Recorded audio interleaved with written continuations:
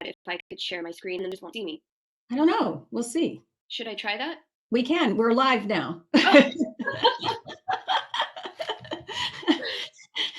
So okay, hi, great. I everybody. guess we're winging it. We are here.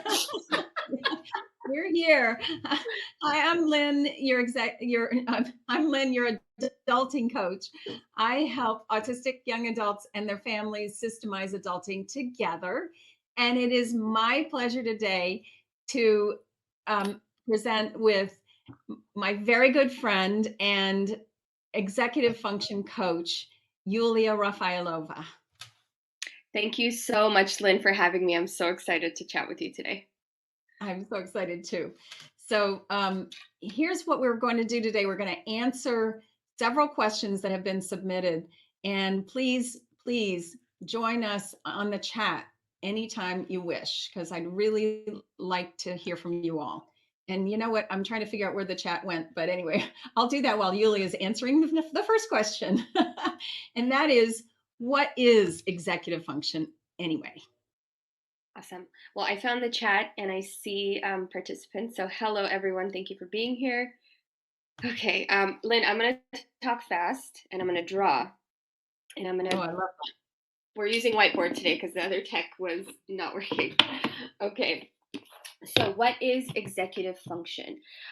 There's many different ways to define executive function. And what I want to do is kind of just be really practical and look at it from a couple different perspectives. So first, definition is very simple. It's like our ability to visualize ourselves in the future, getting to some goal, and then being able to visualize that, orienting ourselves and figuring out what steps we're taking in order to move closer to that goal, and being able to persist until we achieve it. So that very basically is what we mean when we say, executive function, executing, getting stuff done. And then if we want to go a little deeper into that, there are several functions that our executive brain manages, and these are, neurobiological functions, right? And so in someone with ADHD, for example, these functions are delayed in development. Mm-hmm. And they are asynchronously developing. So some of them might be, right where a neurotypical brain is, and some of them might be about 30% below. So when we're looking at executive function, we're really talking about this part of our brain that's our prefrontal cortex, that's in charge of managing all the things we need to do to move through time and space toward that goal. And so that means seeing ahead to the future thinking, that's an executive function. Being able to understand the concrete steps, organizing the steps and organizing the tools we need, and managing our time, that's an executive function. And then persisting through difficulty and boredom, that's an executive function, right? Until we can reach that goal. So initiating, self-starting, self-directing, being able to coach ourselves forward. These are all executive functions. That's a lot, isn't it? Yeah, but basically it's like, if you think of an executive, think of a CEO. So Mm-hmm. a CEO is like the executive of their company, and we're all CEOs of ourselves. And that executive part of our brain, that's what we're talking about. Yes. So it's the thing that helps us get things done. Exactly. Okay. All right. So the first question we can start out with is, how do I get my child to listen to me? So this is like the biggest question, and we wanted to talk about it first, right? Because this is like what we hear from parents and also what I hear from teens, right? So Lynn, can I do a very quick introduction? Absolutely. Okay, so just super quick. So I'm an immigrant. I grew up in like a Russian household where we didn't really understand or talk about like mental health or ADHD or any of that. So I just want the audience to know where I'm coming from. So I grew up undiagnosed with ADHD, undiagnosed with anxiety, and I really struggled. I really was very scattered.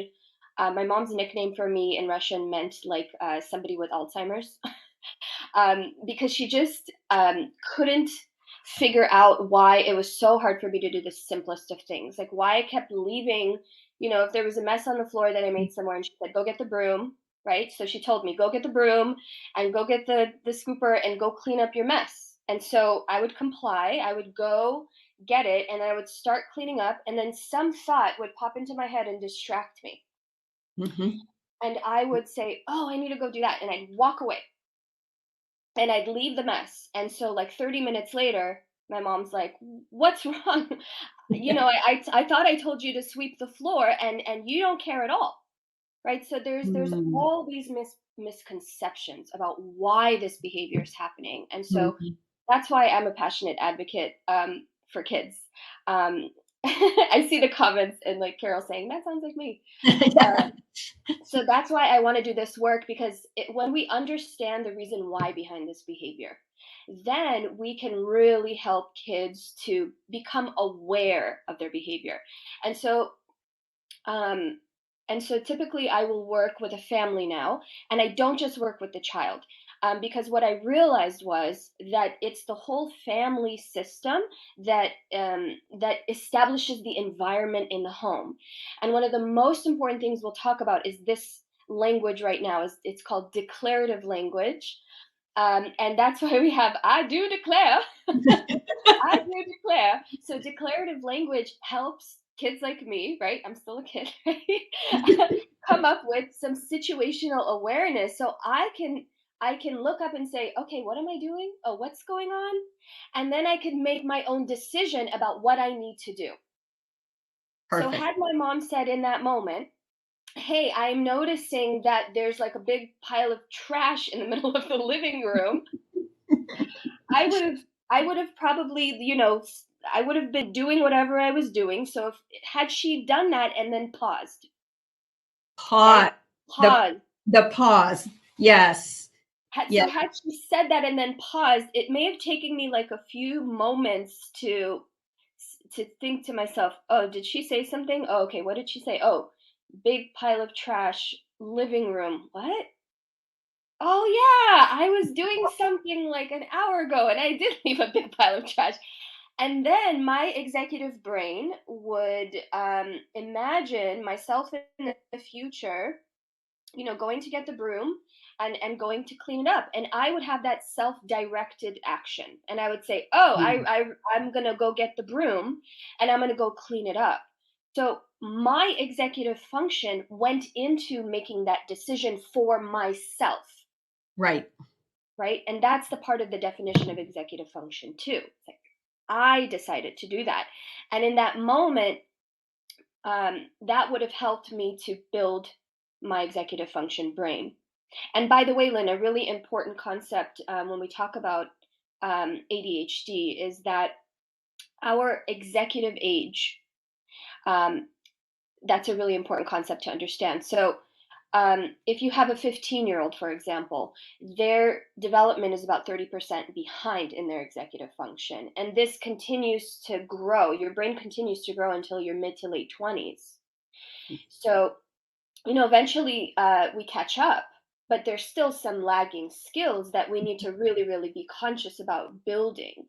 So, if your kid's 15, they're really like 12, and that's really important because you would have different expectations of a 12-year-old than a 15-year-old. And that doesn't mean parents should like be super permissive and lower their expectations, but it means you need to adjust and see what your kid is capable of. And Mhm. then you can use, conversation and communication, this type of language, declarative language, to help them become more and more and more aware more often so that they can start to make decisions for themselves. And by the way, that's where self-esteem comes from. Yep. That's where competency comes Yep. from. That's where growth comes from, is when your kid makes decisions for themselves.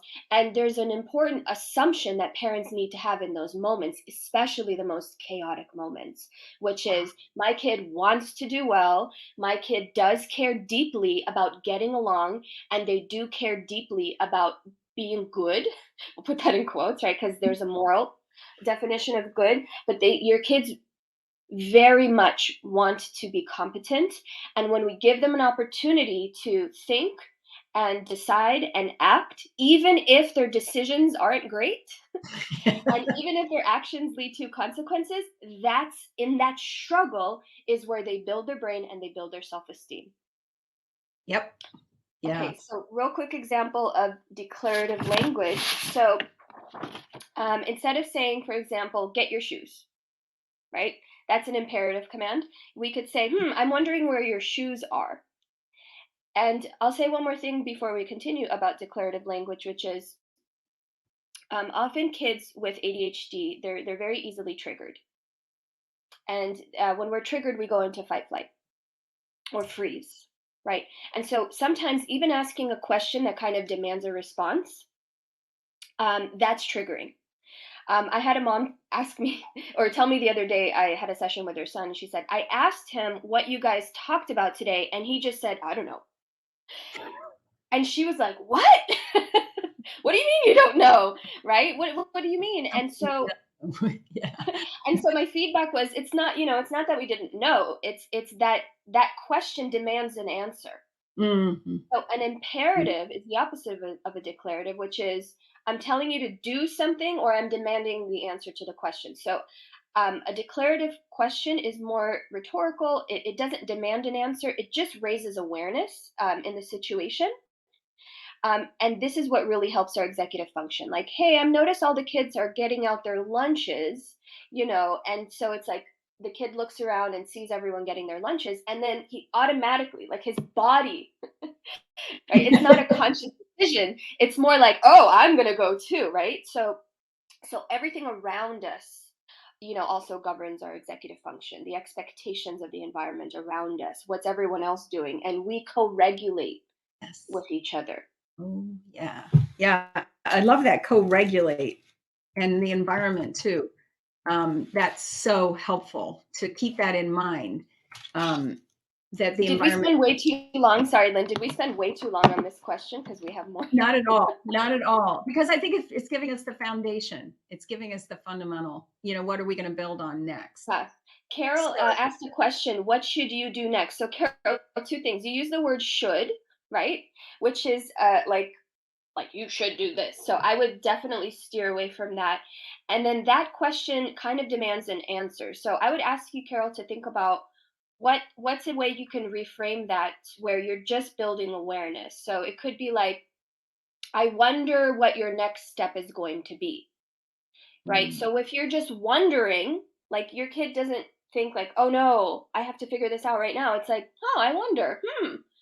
And so that language, I wonder, that's a good declarative language. Oh, I love that one. I wonder what your next step could be, because that takes a little bit of the pressure off. Dan says, I notice if you say to your son, I notice my bathtub is dirty, he'd say, that doesn't matter. So anytime I get resistance, right, and we're going to model this out, anytime I get resistance, it's like, interesting.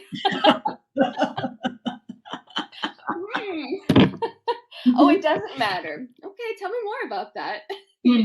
Usually that first reaction, that's like, it's a no, because that's how our brains are wired. Yes, yes, they resist. Right. Yeah, we want to conserve our energy above all. Yeah, don't make me do something. If you ask my mom, I was born saying no. Okay, I was like the oppositional kid. I was the tantrum throwing kid. And we can't react to that first bit of resistance. If we pause and say nothing, and we kind of let that filter through, I bet you your kid is going to like really think it through and say like, okay, fine. I just don't want to do it right now. Because nobody wants to like bathe in a dirty bathtub. That's gross. But to that point, Lynn, it's important to talk about, expectations. Hmm. And it's important to make very clear to kids that when you live in a family, you're not truly an individual, right? You're part of a bigger whole. And it's important for kids to feel like they're contributing to the family, and it's important for them to have responsibility, and it's important for those expectations to be very clear, and Yes. for there to be some natural consequences, that and some limits, because kids need to experience oftentimes a consequence in order to get through resistance. Yes. Yes. Oh, perfect. Oh, that's so good. So then the next question comes up with, how do I get them to use and practice their new skills? Got it. I will say one more thing about the last question, because this is one of the most important things. Sorry to go back, but this sort That's of all right. answers this too. We can do that. How do I get my kids to listen to me? Listen first. Listen. Listen first. They're not going to listen to you if they don't perceive that you can really understand them and that you're really listening. And the way to do that is to be a mirror and reflect back what you're understanding. This is one of the most important things we're never taught. And Mhm. like, had I known this earlier, my life would have been a lot less chaotic, right? Is that especially when someone is frustrated, or in a moment and they're emotional and they're riding that emotional wave, what parents need to be able to hold a really safe space for that, where they allow their kid to like melt down and get it out, because they need to get it out. And Yep. so when you're noticing anything from your kid, when they're talking to you, you want to listen first, and you want to summarize back to them what you're understanding. It's like, hey, I notice you're really frustrated right now. Here's what I'm getting. Like, you really are angry about this, and you didn't think that was fair. Oh, kids like really enjoy when things are fair, right? And they're really pissed when something doesn't seem fair. So Yeah. so we want to validate, how they feel, even if we're not agreeing with it. And I think this is really hard for parents, and I get it. Like, when you hear your kid saying something that it just goes against your values, and you're thinking, oh my gosh, this is not how I want to, this is not what we're teaching you. And what if, when you're an adult, and if this is how you're going to be, oh my god, I can't even imagine the consequences, right? So Mhm. Mhm. it's so easy to get lost in that catastrophizing loop. But if you could just be really, really, really present in the moment, and just say, okay, here's what I'm hearing you say. You give your kid a chance to really process what they said, which they're not really doing. They're just kind of impulsively, like unfiltered, saying Right. what it is. So repeat it back to them, give them an opportunity to digest it and process and think, like, okay, do I really agree with that? Or say, no, no, no, you're not understanding this. This is what I mean. And you say, oh, this is what you mean. They're like, yes. And when you get that, like, when they get to this point where they're like, finally, you get me, right? It doesn't mean you agree with everything. In fact, you probably disagree with 90% of what they're saying. But when they feel understood, when they feel seen, when they feel safe to be authentic, that's when they're going to tell you the truth. And that's when you're going to say, here's my concern. I have a concern about that. My concern is this has negative effect on you and the people around you. And then you pause again, and then you say, do you understand what my concern is? And can you summarize it back to me? That's how you get your kids to listen. Otherwise they're like in fight flight, or they're just Yeah. lying to tell you whatever it is you need to hear so you can get off their back. And that's a nervous system reaction. Yes. Yeah, that's built in. Exactly. We all have it. Exactly. And Yeah. as adults, we're better able to regulate that. Yeah. A Yeah. kid, they're just like right here in the present moment. Right. Right. Right. And many of our young adults are still there too because of that lagging, the lagging development that happened from a cascading effect of the brain just not capturing every moment of learning opportunities. It Exactly. happens. It happens. And we all get uneven development as well. Right. We all get it. All And right. you said learning, which is great. So I just want to emphasize that executive function is something that we need to directly teach, and it's a learning deficit. It's not like a mental health issue. That's why, Right. like, mental health professionals aren't really trained to deal with the executive function. Um, What did you say after that's when oh, they that's when they're authentic. So when kids feel safe, when they know that they could say anything to you and you're not going to react, they could be their authentic selves. And that is a deeply seated need that humans have, is to be authentic. And the other need kids have is to be connected, right? Is to get Right. positive attention. So those are like such core human needs that when those buckets are full, right, we have enough energy and safety to function. Um, Yeah, that energy management piece, I just find that we really have to pay attention to that. And the safety needs are because they drain. If they don't feel safe, the energy just is drained out of the whole exactly. situation. So yeah, I I've seen that.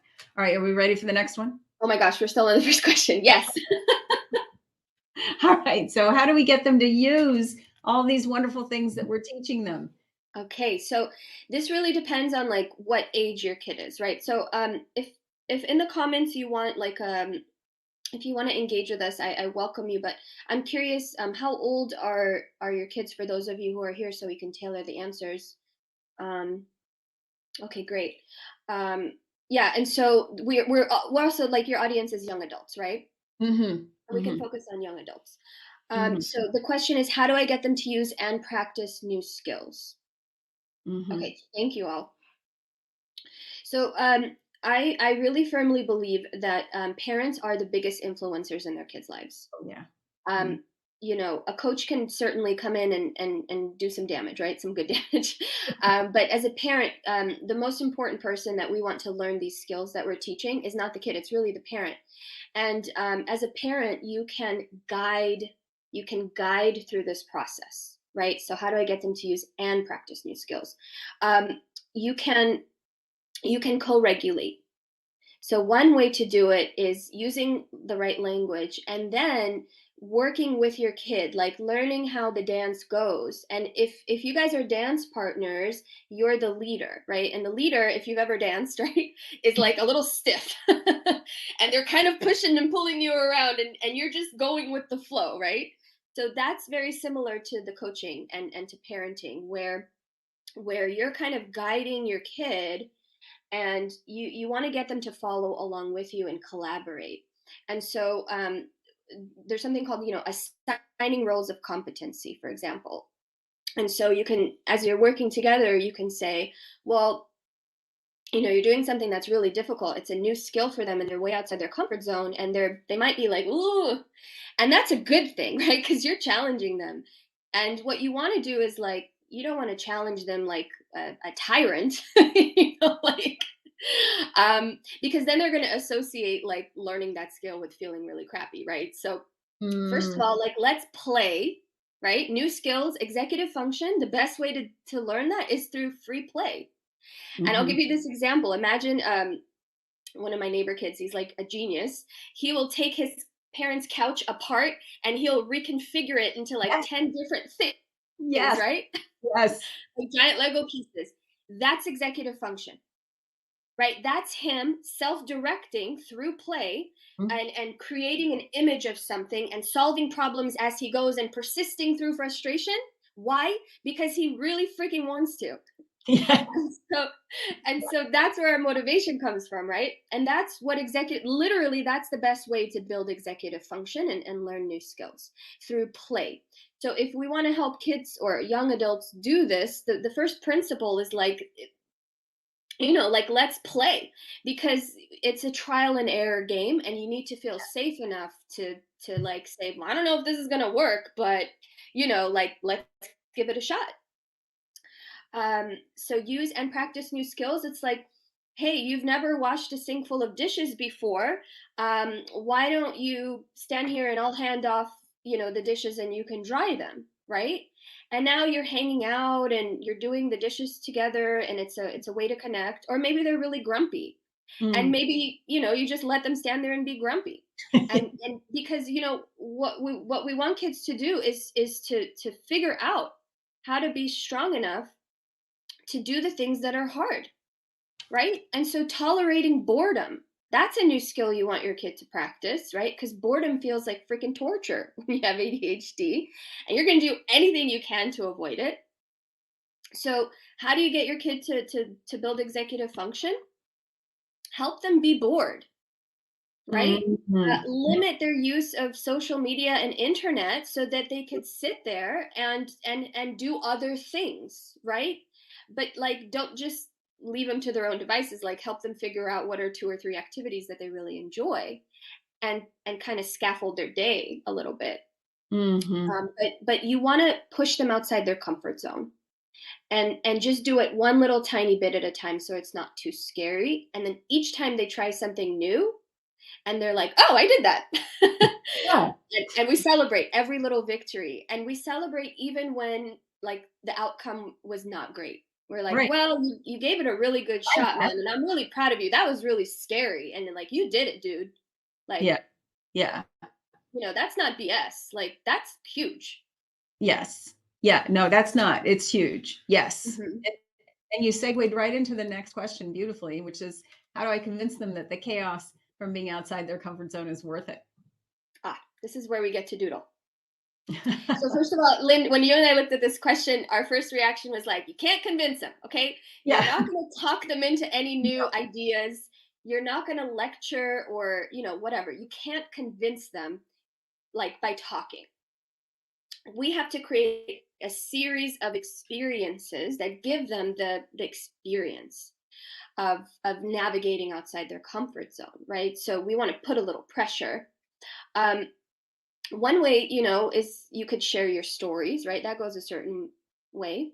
But oftentimes, Lynn, doesn't this happen where parents are telling a story or they're saying a comment, but there's an agenda behind it, Yeah. Oh, always. right? And man, kids are really good at picking up on that. Oh, yeah, they know. Oh, They're yeah. like, yeah, yeah, yeah. Yeah. Okay, mom. Okay. That was So it's the last century. This is the so 21st century, mom. Yeah, or whatever it right, is. right. It's like, man, you don't even know how the world works now, right? Oh, Debbie says she's an agenda queen. Yeah, it's really hard to like really check in with yourself and ask yourself like, do I really have an agenda here? And this is my personality type. Like, I want to control everything and everyone around me just to feel safe, right? So I grew up being like this really bossy, aggressive kid in my family. And whenever I noticed something was off, I would just like throw a huge tantrum. I'm one of those. Surprising to know about you, no? Yeah. Right? Um, Okay, so let's model out. This is kind of the topic of the day, right? Like what I wish parents would know, and getting through chaos, getting through resistance, and getting to a higher level of functioning, right? So let's map it out. Um, so I'm going to use my whiteboard. So the first thing I want to share is what change does not look like, right? Because we're talking about building new skills, right? So oftentimes the idea is like, oh, we're going to start working on this and it's just going to get better because we're working on it, right? So it's when things don't get better right away, we're questioning like, am I doing the right thing? Does this really work? And then sometimes we give up, right? Because we don't see improvement right away, and then we go back to our old habits. Or we get distracted. Yeah. We get distracted. It's so easy to get distracted and not keep the focus on that important thing that needs to change. Exactly. And so when we're talking about, building executive function, we're really talking about learning a new skill, right? And it doesn't look like this. Like, it's not a linear process to learn a new skill. It's like, oh, it just gets better and better and better over time, and then I end up here. If that's your assumption, then you're going to run into a lot of trouble. So you want to be really realistic about it. And we could use the example of, how do you help your kid build a new skill? Well, that's like teaching them to play the piano, you Yes. know? It's like that's going to take a lot of little tiny steps to get to the point where, not only can you read the sheet music, right? But you can also like control the fingers and do all that complex stuff. And we know and so that's what teaching executive function is, right? It's like learning a new instrument, or Yes. like learning how to read, Yeah. right? Oh, Learning how yeah. to read. Like, Yeah. if parents or teachers treated executive function like reading, they would never expect to like have a conversation with a kid and say, okay, this is what we expect, okay, and like this is what we want you to do, and then the next morning they wake up and you're like, well, you haven't done it yet. We talked about it. You said you were gonna do it. What's up? It's like, no, dude, they don't have the skills. It's not that they won't do it. It's that they literally can't. It's they don't. They do not have that skill, and it takes a lifetime to build the skills, right? Like we're all still learning. I love what Ross Green says when he says Mhm.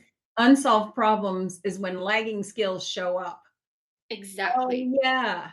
Makes So sense. whenever you see chaos, right, Mhm. that's like an indication that there's this unsolved problem that we keep happening over and over and over again. And we can't really fix it as it's happening, right? Because by the time it happens, that's way too late, right? So we have to anticipate that this is going to happen again, and we have to figure out all the things that lead up to that problem. And when Right. you go backwards from that, point of explosion or whatever, you will see there's like a pattern that leads up to that, and it happens over and over again. So we have to start before it happens the next time, right? We And proactive. develop some awareness here. Yeah. So this is, so one more thing about like learning skills, right? Learning executive function skills, just like learning how to swim, learning how to ride a bike, learning how to play the piano. It's complex. It Mhm. takes, when you're learning the piano, you don't say like, okay, here's Tchaikovsky's symphony and we're gonna play both hands. It's like, no, that's way too big of a step, right? Right. It's like here's middle C and your thumb goes on middle C, right? Like Right. that's the basic. That's step one.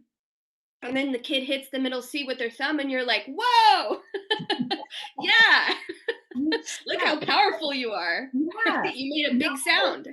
Yeah, I love the way we did the Suzuki Method with my daughter on viola, and it was just wonderful how they broke it down, and they would, they would scaffold, and then they teach, and then they take the scaffolding away, like they put the tapes on the fret, and Hmm. that's where they knew where to put their. Well, she doesn't need that anymore. She knows exactly the muscle memory, Yes. it's all there. But she needed to be scaffolded up to that point. I never could get the bow grip right. I tried to learn how to play it, and my little finger just didn't. But they have a little thing now where you actually set. I mean, it was beautiful, and it was all built. They taught me more about parenting than I learned anywhere else. Was learning the Suzuki Method. It was wonderful. That's brilliant, Lynn. That's brilliant. Yeah, And yeah. so let's look at that and say like you couldn't have learned that just by watching someone else do it, right? Like No, no. you had to get in there. I was in there. I was in there trying to play that stringed instrument. The people that can play them are miracle workers. I don't know how, think of it, the amount of repetition. But that's what we're trying, that's what we're expecting our kids to navigate now that they've moved out of school, where Hmm. things were pretty defined by them and us, by the Yeah. school or us, to young adulthood, which is where they define everything. They decide what they're going to do, when they're going to go, how much money they're going to make, what kind of friends they're going to have. That's a big leap. And that's Yeah. why this is such a challenge, moving from schooling to young adulthood. Absolutely. And I mean, A lot, gosh, it's a challenge for people who, are neurotypical and right? Who are have an not, abundance of resources. And I mean, it's still a challenge, right? So yeah. my heart really goes out to people who really struggle, and they deserve all the patience and compassion in the world. But that doesn't mean we infantilize young No, adults. It means we got to push them to their limit and keep them in that territory outside their comfort zone, right? But we right. want to do that through inspiring, through Yeah. encouraging. So it's like, what's the biggest influence a parent can have on their kid? It's like, I believe in you. Mhm. I am confident that not only are you going to figure this out, but you can tolerate the difficulty. Like, I know if you fall, you're going to get back up, and I'm here for you. I got your back. Like, Yeah. we all need just one person that has our back. Yep. Ah, because Yep. that fuels us. Yep. And if you're raising a young adult, like nobody wants to be told what to do, No. even And, if we want to do the thing. yeah, I know. I know. So what we have to notice is what they want. Yes. That's an important thing to be aware of, because that's where we're going to get the most leverage, because that's where they're going to invest their time. Exactly. And then it becomes, it's not why don't you just do this, dude? Then it's like, hey, this is what you want. I'm here to support you. and I'm going to challenge you, right? Because I want you to get that thing, and it's going to be hard, Yeah. and you need to anticipate that this is going to kick your butt, Yep. and then it's going to feel really good. When you're done. Yes. When you've gotten there. Yeah. Yes. But And you're see, gonna have kids, more confidence in what you can do by doing the exactly. hard thing. But the Yes. problem is, let's look at the problem. The problem is that kids with executive dysfunction, they really just live in this present moment. And Yeah. it's really hard for them to do this thing called future thinking, Right. right? Um, So future thinking is really hard. And this is like where motivation lies, is in once you get it done, that's going to be in the future, right? Right. And that's when you're going to feel like, whoa, I can't draw backwards at all. That was supposed to be a happy face. Yeah. In the future, there's the gratification, right? And so, why does your kid give up so quickly? It's because right now, this feels really frustrating. Yes. That's the And word. they Yeah. can't even imagine themselves getting it in the future, right? Because this ability to think ahead and see yourself in the future, like that's an executive function skill, right? And then they don't really have episodic memory, right? So they can't really remember a time in the past where they felt this way and persevered and got through it. I'm sure there's plenty of times that has happened, but it's really hard for them to access those memories. And in fact, it's a whole lot easier for them to access all the negative times, all the failures they've Mhm. experienced, right? Mhm. So they're like, man, that I'm never going to be able to do this. I may as well give up now because I don't want to try really, really hard and then fail. Mhm. Mhm. Yeah. Yeah. Yeah. We Yeah, remember that. We just do. We just do. Our brain goes to it. It has that negative bias where it's looking for what do I need to learn from that bad situation so that I don't, die. right, right. And so I was a little distracted by Eileen's comment, but I Oh, think it's a good. good comment. It's like, what's the balance of compassion and accountability, right? And it's like, well, first of all, like, there's no time when there shouldn't be compassion, right? There's always compassion. um, and there's no time there shouldn't be accountability. Right. There's always compassion and there's always accountability, and I think that's the magic sauce, right? It's you need both all the time. It's like kids need way more accountability, but they also need sometimes more scaffolding. So if missing a doctor's appointment, is a recurring problem, it's like, cool, let's look at it, right? Let's look at all the things that lead up to you missing it, and let's pick it apart. Let's do that with some compassion. Like, I'm Mhm. not going to be, obviously you might be frustrated and you lose money, right? There's a consequence, but what's a way that your kid can either pay you back for that, right? Like earn money to pay you, or who scheduled the appointment, right? If you did all the work and scheduled the appointment and then they just have to show up, well, maybe get them involved in that process so that they Mhm. have more ownership and it's their choice. Or what system are they missing, right? That's going to help them remember stuff. 3 alarms. That's what you got to have 3 of them. You got to have the phone, you've got to have it, whatever it is, but 3 ways of remembering your watch. Yes, you need redundancy in your systems. Empathy in the Absolutely. absolutely. Absolutely. Because you can't rely on the brain, because the working memory is like that desktop, it just shuts off. It does. And Yeah. when kids like mess up, they really feel it. Oh man, they feel Oh, it. yeah. They know that when they're making a mistake and they feel really bad, and they understand, like, dude, this is making other people around me really upset. And that's a killer, Mm, because we want to be competent. um and when you hear your kids say, like, I don't care, that's like a defense mechanism, yeah. you know Yeah. um so it's complicated. So Thank let's model. you for that. Yeah, thanks, Eileen, for that because that's really good, and that's Yeah. real. Yeah, yeah, and my So it was car accidents until she had to pay me back and couldn't drive mm, the car until she did. We didn't get the learning happening, but she did yeah. learn. And Yeah. and you can't have a consequence that feels like, a tyrannical No, dictatorship, like punishing you away from this behavior. Like, that doesn't work. The no. consequence needs to be delivered, like, with a lot of compassion, and it's like, sorry, dude, This is the way it is. this Yeah, is I had the to way drive it to is. school for a whole semester.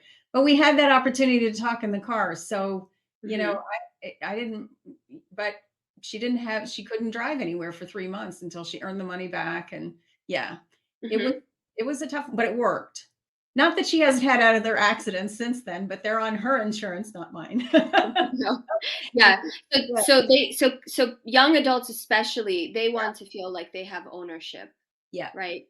Um, absolutely. Yeah, yeah, yeah. So good. All right, let's go to the next question because we got 20 more minutes and probably we've got four more questions. okay. Is it possible to, okay, that's a great question because that's exactly where we want to go. So Yeah, moving through chaos with confidence is the result of what? what thoughts? Yeah, Okay. So that brings up a really interesting question because, our thoughts create our emotions, create our actions, right? And Lynn, you talk about this a lot. yes. So it's like what we're thinking creates what we're feeling, and then we operate with that framework. Oh, speaking of which, I need to plug in my computer Uh-oh. right now, or else it will die. You're welcome, Eileen. Thanks for the question. I think it's a really good one, and I love the double answer. You got to have both scaffold, the compassion and the accountability. Yeah, yeah, Yes, absolutely. And then when they take ownership, right? It's like they can see themselves in the future going to the doctor's appointment yes, because they're setting it up. So the more preparation you do, the more you're preparing yourself in your imagination to do it. And that's where executive function starts. It's in the imagination, and the behavior comes from executing that image. Yeah. yeah, yeah. And I it hear is, you, Eileen. yeah, Definitely, it really is. yeah, it's Yeah, very especially if frustrating. it's money, and it's just it's not 50, it's 100 bucks, $200 it can be when you miss an appointment. So Hmm. Oh, 375. Ouch. ouch, Ouch. Eileen. Well, yeah, earn that one back. Come on, guys. Mhm. Yeah, yeah. Okay, Nancy, my adult daughter with ASD is challenged with emotional dysregulation, as is very common. Is there still hope that she can develop stronger executive? Absolutely. We have to believe that this is possible and that we can find the way that works for them, because it's not always going to work the way that it worked for somebody else. Yeah, We really have to custom create a solution together and try it and see if it works. And when it does, we celebrate it. And then when it doesn't, we pivot. Yes, but it can be done. Yes. absolutely. And I struggle with emotional regulation all the time, Mhm. and it takes a lot of work. And it, Energy. one thing that's important to teach young people is like uh, to anticipate that when the challenge is coming, like, hey, if you're going into the situation like not anticipating that it's going to feel really frustrating or difficult or emotionally maybe scary even, you know front loading that, like getting stealing yourself for it and anticipating it is like one of the best ways to get in there, because what we all need to learn as we grow is like we're way stronger than we know. We're way Mm, stronger than we know. Like you're way more powerful than you could ever imagine, right? mhm. And you don't even know what you're capable of, Right. right? And so we have to firmly dig into that and believe it, and understand that like we can tolerate emotional distress. Yes. We can. Yes. That's why I love your emails, Lynn, because man, some mornings I wake up and I'm like, "Ugh, I don't know how I'm going to get through today. I'm just so anxious sometimes in the morning. I do not want to get out of bed. It's really hard some days, but I'll grab my phone, and if it's a Thursday morning and it's a Lynn email morning, man, something in there like will spark, and I'll say, you Oh, know good. what? Yeah, I feel crappy, and also like, And it's okay, as you say, it's the okay. acceptance piece. Yes. Yes. Yes. And Uh, waking up every morning with anxiety, I think, is a characteristic of many of our young adults. Many of them, they just wake up right. and they're just, worried about what's going to happen next. Yeah. And you Just, know what? That's a legitimate worry. yes. Yes. Because Yes. life is hard, man. Yes, and especially when you're trying to do something new, like decide what you want to do with the rest of your life. I mean, that just blows. Whenever we would bring that up, the way you could just see the wave of anxiety pour over my daughter's head. It was like she would just go, "I can't even." We were talking about what major do you want to have in? I Hmm. can't even think. It was just whoa, and we had to just say, "Okay, wait a second. Here, we're going to slow this way down, and we're going to break it apart. Let's look at a list of classes, and you decide which one looks most interesting to you." Mm, And cool. that's where we started. And she's taken several courses in psychology, and that is the thing she's really, and she liked the professor, and that matters Oh, too. yeah. Yeah. So she found a professor, and she just followed that professor through all the courses that they taught.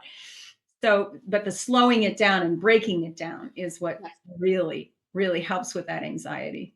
Yeah. And so like if the first, so there's this great quote, like, if they're overwhelmed, that means the first step is like too big, Too right? big. So Yeah. break it down. So it's like, so some of the language is like, well, okay, so that's too hard. Would you be willing to do this? Yes. Like, would you be willing to, like, if they can't write an essay, would you be willing to write a paragraph? No. Okay. Mhm. Well, what about like a sentence? Ah, what about like one word? Okay. And so we pull back and we meet them where they are, and then we walk together forward, right? And then Mhm. at a certain point, they're, like they can move on without us once Mhm. they've developed the confidence and competency in that skill area, right? Yes. But let's talk about chaos. Uh, Okay. and I know we have about 15 minutes. Yeah. Um, so Virginia Satir is somebody who developed. She was basically the first family therapist, and she wrote a lot of the initial literature. And her core belief was that everybody can learn. Everybody, no matter what your situation, no matter where you are right now, if you understand this process of how to learn and how change happens, how transformation happens, right? Because that's really what we want. Um, then you will be able to navigate this with more certainty. And we're all navigating uncertainty and ambiguity. That's what Mhm. chaos is. Mhm. And so if we can zoom out and see the big picture, it really helps us to be in the chaos and not freak out, Yeah. right? Because chaos doesn't mean, um, that like everything's going wrong and it's catastrophe. Chaos is good. Yes. Chaos is good. So what does that look like? So we already said what it doesn't look like, right? It doesn't look like that straight shot up. So what does learning a new skill actually look like? And this is what it looks like. It looks like this curve. Okay. And so I'm just going to build on top of this so we keep getting more and more understanding. So there's a y-axis and an x-axis, right? And the y-axis is productivity, Mm. and the x-axis is time. So when we look at the change curve, and I'll label it because my math teachers always said, don't forget to label your graphs. Okay. So this is the change curve. So what do you notice when you're starting out is that you don't climb, this way, that you dip down first and then you go up. And I was thinking, Lynn, about this as I was falling asleep last night, and I thought, this kind of looks like a swimming pool. So Yeah. if there was like a diving board right there, Yeah. and you were like supposed to jump into the water and then like swim through and then climb up the wall. Like, I like that analogy, right? Yeah, I like that too because that's what it feels like. Yeah, and imagine, you're starting in your comfort zone. So Right. all of us experience this model all the time. Um, so, and I hope this answers the other questions, right? Because questions are just like, they all fit into this model here. So we all are in our comfort zone, right? Mhm. And so we start in a comfort zone, and we want to get up here, right? So this is a new skill. Um, and so when we're in our comfort zone, leaving that comfort zone feels scary. right? And Yes. the Yes. first thing we come up against is resistance. Like that's built into the equation. So if you want change or a new skill, then you better anticipate some resistance, right? Because that's our Right. brain trying to protect us and saying like, no, no, no, Right. no, no, that's Yeah. scary, Yeah. right? Um, I just want to read here consequence for misappointment, half the session. Okay. What do you think? I don't I'll want try to to see circle back around to that. I get that response. I get that. And when they're not physically around you, it is harder. Yes, it is harder. Definitely. Yeah. Yeah. Okay, so I'm going to try to rush through this real quick. So, usually something disrupts us out of our comfort zone, right? And this is called a foreign element. So, sometimes it's like our comfort zone isn't so comfortable all the time because whatever patterns that are keeping us in our comfort zone, they're usually leading to some pain, but we're willing to tolerate that pain because at least that's predictable, right? Right. So at least that's predictable. But then something usually happens. Now, let's say this external pressure that's taking you out of your comfort zone is a new expectation, Mm. right? Or a new responsibility, or and you realize I can no longer stay in the comfort zone. Okay, so this process kind of happens automatically when there's a disruption to our comfort zone, and we face resistance because imagine you're standing here on the diving board and like how deep is that pool anyway, Mhm. and how good of a swimmer am I, and then once I swim I have to climb up this wall to get to the other side. That's scary, right? So how do you navigate resistance, right? First you want to face it.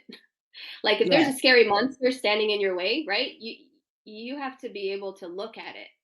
And so I experienced this the other day where I was just really really struggling, and I realized like there's something I was doing that was really causing me a lot of pain, and I needed to change that, and that was terrifying. Yeah. And for a couple days I was very dysregulated, and luckily I have like really good friends and a support team, right? Um so I was able to say like, hey, I need your help, Oh, good. Yeah. right? Like we need to feel safe in order to take this big of a risk, right? So the environment within which change happens has to be a positive environment. We have to feel like we have somebody who can help us, and that it's okay, like, that they're going to be here with us, that we can, like, I just want to emphasize, like, we're not individuals. Like, we're No. connected to each other and we need each other and we need to be able to ask for help. And like that's one of the most important skills we can develop, and the relationships we have are the ones that are going to guide us through the chaos, man, because you try doing this on your own, like, you Oh, know sorry. so that's actually, I'm glad you did that, because like how do we help them persist? It's like we're Yeah. here in the chaos, but we're not them, so we have to step back and allow them to experience that, right?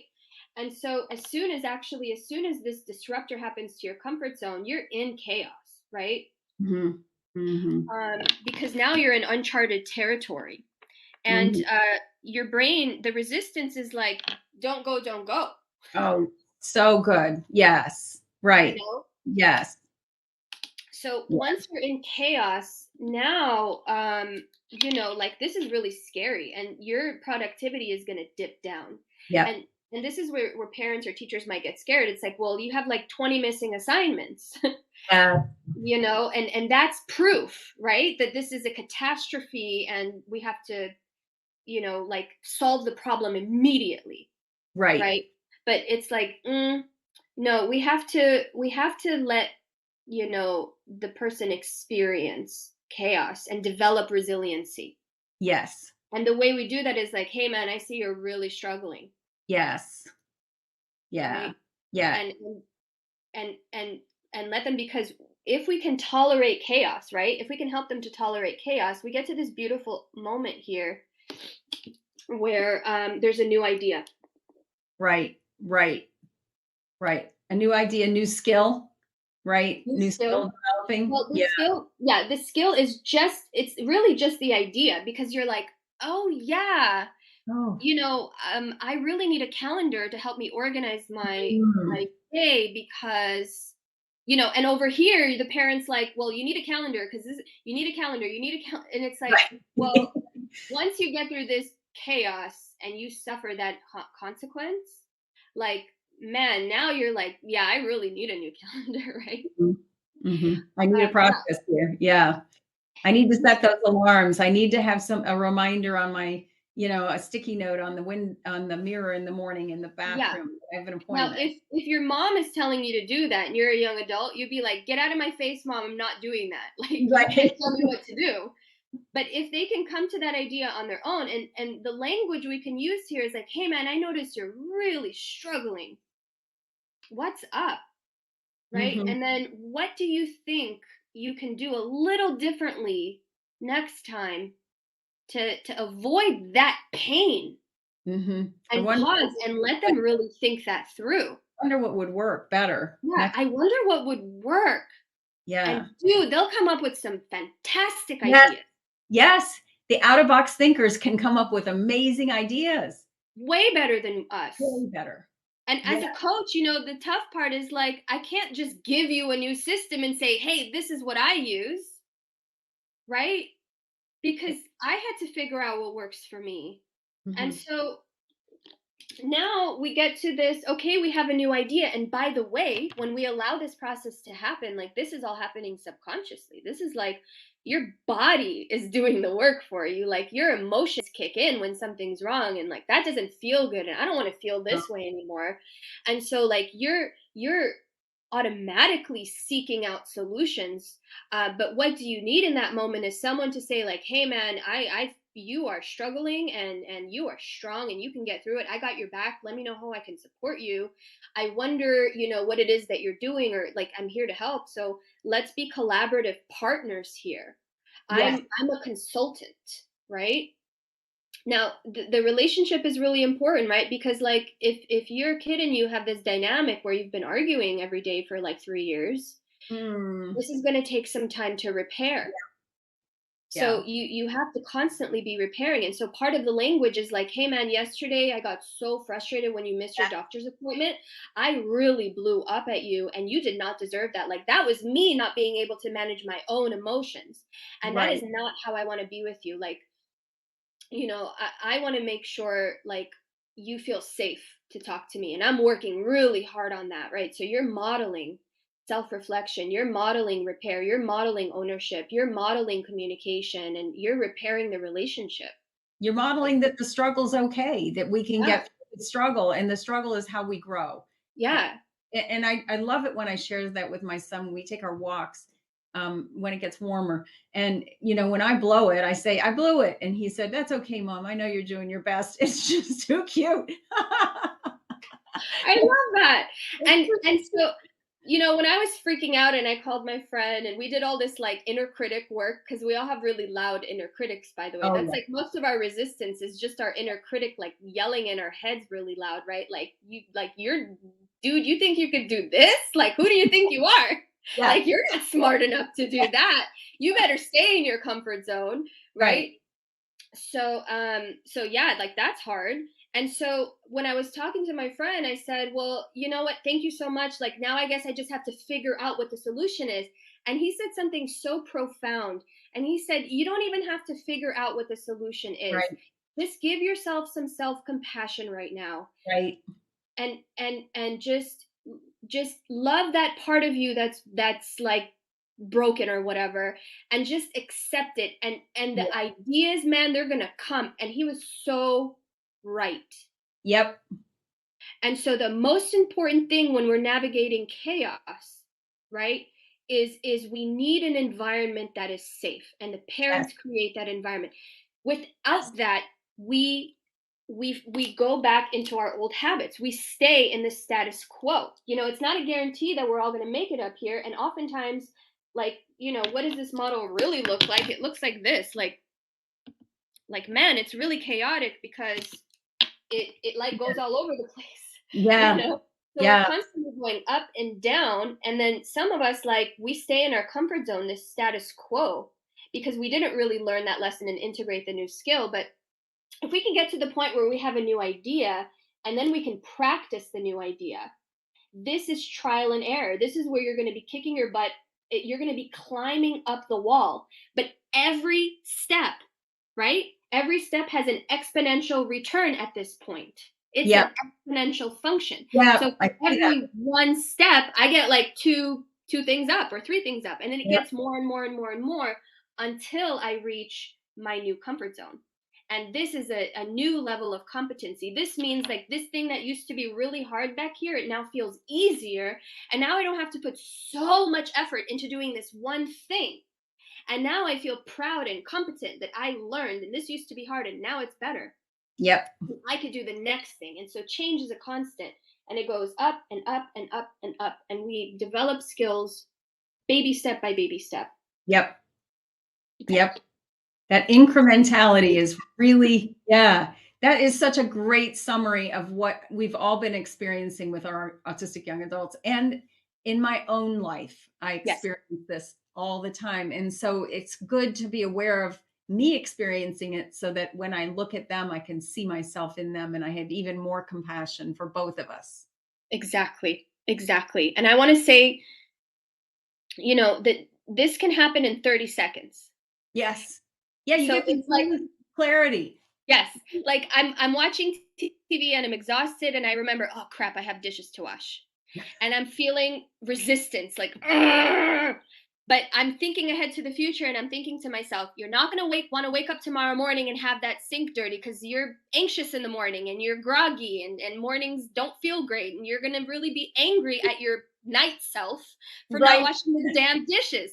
And so that's my brain coach, telling me, hey, the future is this. And remember last time when you were feeling the same and you came up and you thought like, there's no way I was going to get through this. But then like the 30 seconds after you started, you just went with it. Yeah. Because you've built like this routine. And like, if the hardest part is getting started, then that's where you want to coach yourself and say like, well, it's only going to suck for like a minute and then it'll be great. And then I'm going to feel so good that I did that. It's only going to suck for a minute. I'm going to use that one tonight when it's time to do the dishes. It's only going to suck for a minute. It's only going to suck for a few minutes. Yeah, get going. Right. I love that. Oh, I love this whole thing. Thank you so much, Yulia. Wow. Thank you. Thank you. So helpful. I love your language around all of this. I can totally identify with the people, the comments. And this whole experience was so reinforcing. Thank you. Thank you. Thank you. I really appreciate it. And I will, I'll be, transcribing this. Yes. Transcribing this and making it available to everyone as well. So, we can go back and grab some of those great phrases that Yulia uses that it's gonna suck, but only a few minutes, and that we can use with our autistic young adults and have that sense of humor that makes it fun for them to get through this chaos. And that's really a lesson for me because I'm not very good at making things fun. So I mean, maybe that's my own self-coaching right there, is that I got to find the fun in it. And I so appreciate it. Love that. Well, thank you so much for having me. I'm happy to come back here anytime. Oh, you'll be invited. Don't worry. All right, everybody. I guess Yulia can be found at mindfuleducation.com, and mindful has 2 L's, mindfuleducation.com. So thank you again, Yulia. And I'm going to take you up on that. Come back again. Pleasure. My pleasure. Thank you, Lynn. So good. Bye for now. Bye.